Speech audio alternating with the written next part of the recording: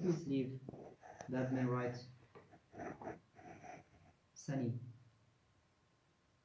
Yeah, thank you. Wait. Yeah, thank you. Now, is it visible? Can you see my screen? Okay, thank you. Before I had a brief introduction, I don't want to introduce myself once more. I don't want this to waste the time. So the topic which I prepared and I will debate and I will talk about is translating nationally specific words, which is a vital issue in translation. My today's presentation contains this content. What is nationally specific words? Types of translating non-equivalent words, transcription, transliteration, long translation, approximate translation, descriptive translation. Finally, I will have the conclusion. What is nationally specific word? I should clarify my topic. Before clarifying my topic, I should emphasize that translation was forgotten in Afghanistan and is still not in attention of the Ministry of Higher Education in Afghanistan. There are many problems in rendering nationally specific words in translation, especially in Afghanistan. You know, Afghanistan is one of the multilingual and multicultural country where we have lots of nationally specific words, and it needs to be worked on. What do I mean from nationally specific words?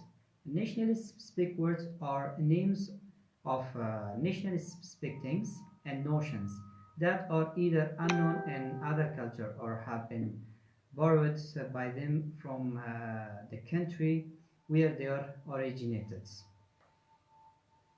I will explain the tips and the methods, all the strategies very briefly because we don't have enough time.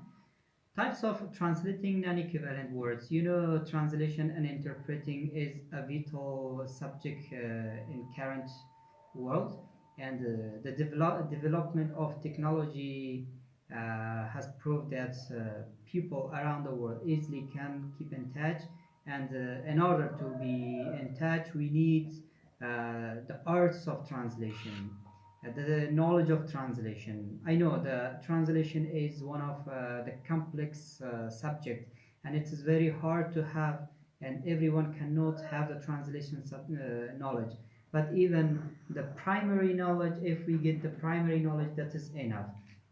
So in this topic totally I will explain non-equivalent words.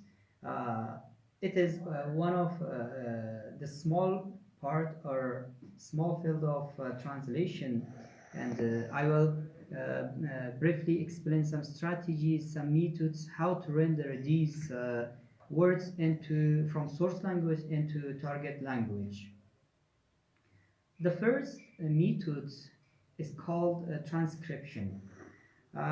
This method of rendering non-equivalent words mostly focus on exact sound of non-equivalent words in the target language. It emphasizes rendering the sound from the source language into target language. And we don't need to pay attention on spelling length and alphabetical amount. We have to pay attention on what? On only sound. There are some examples.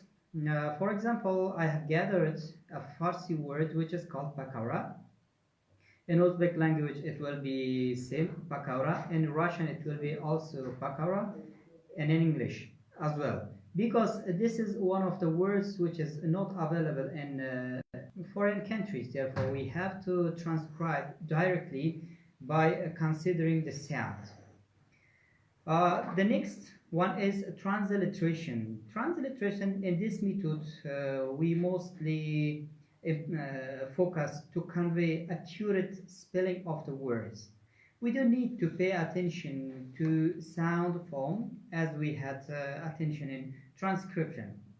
Actually, it is the opposite of transcription. And we should pay attention on spelling and mapping letters of the source script to the letters. You can see the picture. This is a kind of our national food, and it is mostly used in religious celebration.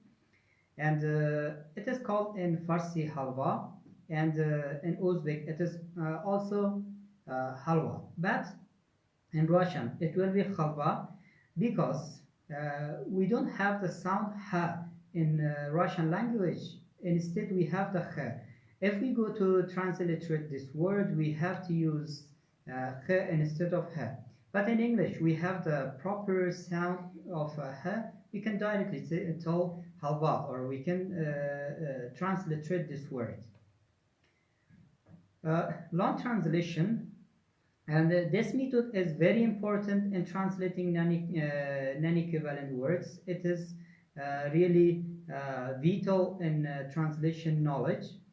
When we want to render a source word or phrase or compound word into target language, we have to pay attention in what to express those phrases and words which are literally borrowed from another language. So they created neologism in the target language. We should pay attention on the lexemes.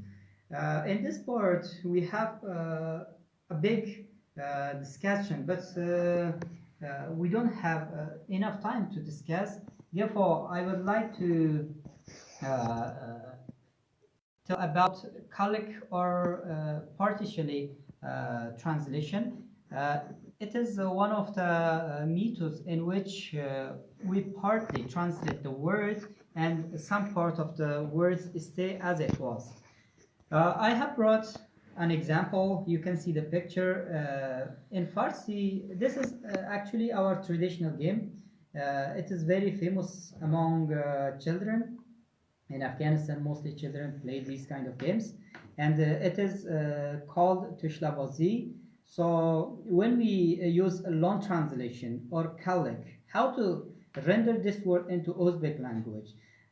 By using this word, we have to use the colloquial. It means one part will say the same, and the second part should be rendered into target language. For example, Tushla oyne. Tushla mean those gumballs and those tumble glasses, and in Persian and Uzbek we cannot change them because they are proper noun and they are known in both language. But bazi, it means to play. To play can be rendered, can be translated into target language, which is oyni. We can say Tushla oyni. Here we are using colloquial or long translation. The next method is approximate translation. Approximate translation, this translation is used when the source language has a word denoting a similar or close notion to the word used in the source language. The word used in the source language. For example, I mean, when we are going to translate a word, we have to search for a similarity. We should find something close to that. When we find something a similar word, which is going to donate the similar meaning, we can use those things. For example, if we don't have similarity, we cannot use this method. Here you can see ashkrot. It is also one of our national food. It is very famous in Afghanistan. How to render this word into Russian language? In Russian language, it will be Afghan lagman. Lagman, это не значит, что все вы видите, это лагман, как афганский лагман, но это как суп, отвечается как лагман, это похоже на лагман. Therefore, we can translate like afghanский лагман. We have lagman. It is also kind of soup or noodle soup in Russia, but the ingredients and the preparing rules are the same. Therefore, we can use approximate translation in such words. The final step or the final method is descriptive translation. Descriptive translation, this method of rendering non-equivalent words is also called explanation. You know, by using these methods, we have to try to describe or explain the meaning of the source word or phrase in a target language. The importance of this method is to give brightness and clarity. When we explain a word in a phrase or in a complete sentence, we provide enough information about that word or non-equivalent word. Mostly you can find the descriptive translation in footnotes, especially in famous books when they are using some foreign country which is not familiar, and they use descriptive translation and they give more explanation about that word in footnotes. You can see the image in picture. I have brought an example like kishmish tut, or in Farsi it can be tut khoshk. How to render this word into Russian language, because we don't have this food in Russia, and it is something special in Afghanistan. And how to render this, how to translate this word into Russian language? We don't have the similarity, we cannot use other methods, therefore we have to give a phrase or give a complete sentence in order to convey the exact meaning. For example, we can say Sushavaya tutavaya yatka ile sushulev saves. It means we are describing this fruit in a sentence or in a phrase in Russian language in order to render the exact meaning. You know, in English we can say reason of tooth. Tooth, it is a proper noun. Tooth will stay as we discuss about transliteration. Conclusion, I have to conclude my topic orally, and at all we can say translation culture bound. When we translate some national words, we are not only translating a word, or we are not rendering only one word to the another culture, but we are building a bridge among nations in the world. If it is in political area, traditional, social, it doesn't matter. Here, in translating and interpreting, the translators and interpreters really work the vital issues in order to translate, in order to build a bridge, in order to connect world and people around the world together. It is very important to have translation issues in each conferences. It was all. Thank you from your attention. If there is any question, please kindly raise your question. I'm ready to answer. Thank you.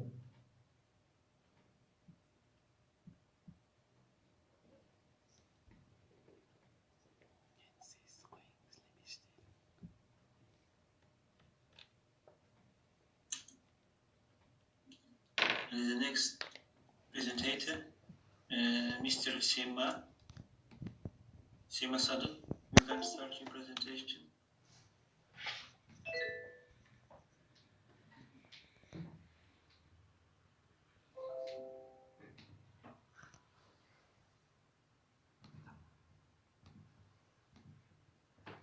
C'est normal.